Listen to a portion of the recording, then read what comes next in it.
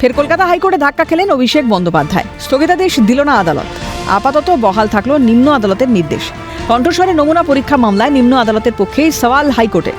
এই মামলায় হস্তক্ষেপ করলেন না বিচারপতি তীর্থঙ্কর ঘোষ। জানা যাচ্ছে, মঙ্গলবার বিচারপতি তীর্থঙ্কর ঘোষের এজলাসে সওয়াল করেন অভিষেকের আইনজীবী সব্যসাচী বন্দ্যোপাধ্যায় ও অয়ন ভট্টাচার্য। আদালতের দৃষ্টি আকর্ষণ করে সব্যসাচী বন্দ্যোপাধ্যায় বলেন, বিধাননগর সাইবার ক্রাইম থানায় দায়ের করা এফআইআর এবং স্যাম্পল টেস্টের নির্দেশিকাটি একতরফাভাবে এবং অভিযোগকারী স্বার্থ রক্ষার্থে করা হয়েছে। পরবর্তীতে বিচারপতি প্রশ্ন করেন, আপনার নামে নতুন কোনো অভিযোগ নেই যাতে আপনাকে গ্রেপ্তার করতে পারে, তাহলে আপনি কণ্ঠস্বর দিতে যাচ্ছেন না কেন? অসুবিধে কোথায়? এই প্রেক্ষিতে অভিষেক বন্দ্যোপাধ্যায়ের আইনজীবী বলেন, সুপ্রিম কোর্টের নির্দেশিকা অনুযায়ী যে কোনো জরুরিকালীন পরিস্থিতিতে মাঝরাতে কোনো পক্ষ হাইকোর্টের দ্বারস্থ হওয়ার সুযোগ পেতে পারে। আমি সেই মতো আমার গণতান্ত্রিক অধিকার অনুযায়ী আবেদন করেছি। অন্যদিকে রাজ্যের আইনজীবী কল্লোল মণ্ডল এদিন আদালতে বলেন, এটা তদন্তের একটা সাধারণ প্রক্রিয়া। একেবারে প্রথমেই কণ্ঠস্বর নমুনা পরীক্ষার নির্দেশ দিয়েছেন নিম্ন আদালতের বিচারক। তৃণমূল সাংসদ কিন্তু তদন্তের সহযোগিতা করছেন না। সব শুনে বিচারপতি বলেন, অভিষেকের মূল মামলায় আগামী 31শে জুলাই পর্যন্ত রক্ষা কবচ রয়েছে। তারপরেও কণ্ঠস্বরের নমুনা পরীক্ষায় অভিষেকের অসুবিধে কোথায়? রক্ষা কবচেরই বা প্রয়োজন কোথায়? তদন্তে কি কোনো অসুবিধা আছে? এই প্রেক্ষিতে অভিষেকের আইনজীবী সব্যসাচী বন্দ্যোপাধ্যায় বলেন, আমি আইন মেনেই চলবো, তদন্তে আমার অসুবিধে নেই, কিন্তু তদন্ত উদ্দেশ্য প্রণোদিত হলে অসুবিধে আছে। আমার কণ্ঠস্বর তো পরিবর্তন হবে না, তাহলে এই তাড়াহুড়ো কেন? এছাড়া অভিষেক নিজেই স্বীকার করেছেন যে কণ্ঠস্বরটি তাঁর, তাহলে আলাদা করে নমুনা পরীক্ষার কি প্রয়োজন? এই যুক্তি শুনে তীব্র আপত্তি জানান বিচারপতি তীর্থঙ্কর ঘোষ। তিনি স্পষ্ট বলেন, তদন্ত কিভাবে করা হবে, কি তথ্য প্রমাণ সংগ্রহ করা দরকার, সেটা সম্পূর্ণ তদন্তকারী সংস্থার ব্যাপার। পাশাপাশি তিনি স্পষ্টভাবে জানিয়ে দেন, নিম্ন আদালতের নির্দেশের উপর কোনো অন্তর্বর্তী স্থগিতাদেশ নয়। মামলায় হস্তক্ষেপ করল না কলকাতা হাইকোর্ট। এরপরেই কণ্ঠস্বরের নমুনা পরীক্ষা মামলা থেকে সরে দাঁড়ান বিচারপতি তীর্থঙ্কর ঘোষ। জানা যাচ্ছে, এফআইআর খারিজের মূল মামলাটি যেহেতু সৌগত ভট্টাচার্যের এজলাসে বিচারাধীন, তাই ওই মামলা থেকে সরে দাঁড়ালেন বিচারপতি তীর্থঙ্কর ঘোষ।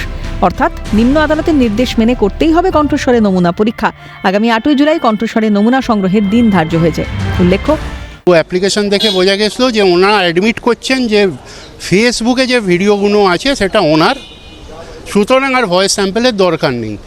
কিন্তু আমাদের কমপ্লেনটা ছিল ভোট পরবর্তী হিংসা নিয়ে। এখন যদি ধরুন কেউ কাউকে ইনস্ট্রাকশান দেয়, সে ফেসবুকে তো ইনস্ট্রাকশান দেবে না।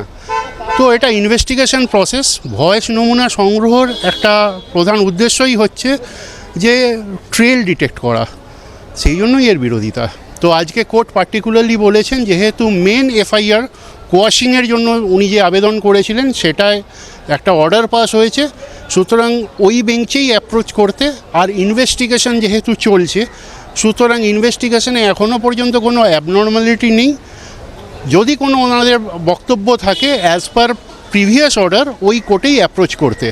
আদারওয়াইজ কোনো ইন্টারিম প্রোটেকশন বা স্টে আজকের কোনো প্রসিডিংসে দেননি। ডিজে মামলায় নিম্ন আদালতের নির্দেশকে চ্যালেঞ্জ করে কলকাতা হাইকোর্টে দ্বারস্থ হন অভিষেক বন্দ্যোপাধ্যায়। অন্তর্বর্তী স্থগিতাদেশের আবেদন জানানো হলেও সেই আবেদনে সাড়া দিল না আদালত। ফলে আরও চাপ বাড়ল অভিষেকের। বলা বাহুল্য, এর আগে পরীক্ষা করে দেখা হয়েছে কালীঘাটের কাকু ওরফে সুজয় কৃষ্ণ ভদ্রের কণ্ঠস্বর। তবে তাই নিয়ে কম টালবাহানা হয়নি। শারীরিক অসুস্থতার কারণে বারবার পিছিয়ে গেলেও শেষ রক্ষা হয়নি। অর্থাৎ তৃণমূল সরকার যদি 2026 সালের ভোটে ক্ষমতায় ফিরে আসতো পুনরায়, তখন এই তালিকা ধরে ধরে প্রত্যেকের ওপর অত্যাচার করা হতো। কেন কি না তারা নাকি দলের সঙ্গে বিশ্বাসঘাতকতা করেছে বা তৃণমূল কংগ্রেসের বিরোধিতা করেছে, সেরকমই ব্যক্তিদের কিন্তু এই তালিকা তৈরি করা হয়েছিল। সেখানে মহিলাদের ওপর বিভিন্ন রকমভাবে অত্যাচারের কথা সেই তালিকায় উল্লেখ করা হয়েছিল। এই তালিকা সম্পর্কে প্রথম কিন্তু সামনে আনেন এই রিজু দত্ত, যার কারণেই কিন্তু এই তালিকার সম্পর্কে তদন্তের জন্য রিজু দত্তকে এই মামলায় সংযুক্ত করার আবেদন করতে চলেছেন ডিজে মামলার মামলাকারী এই রাজীব সরকার। এবার অভিষেকের পালা। তবে কণ্ঠস্বর পরীক্ষায় কড়া সিআইডি। এখন তদন্ত কোন পথে এগোয় সেটাই দেখার। ক্যালকাটা নিউজ।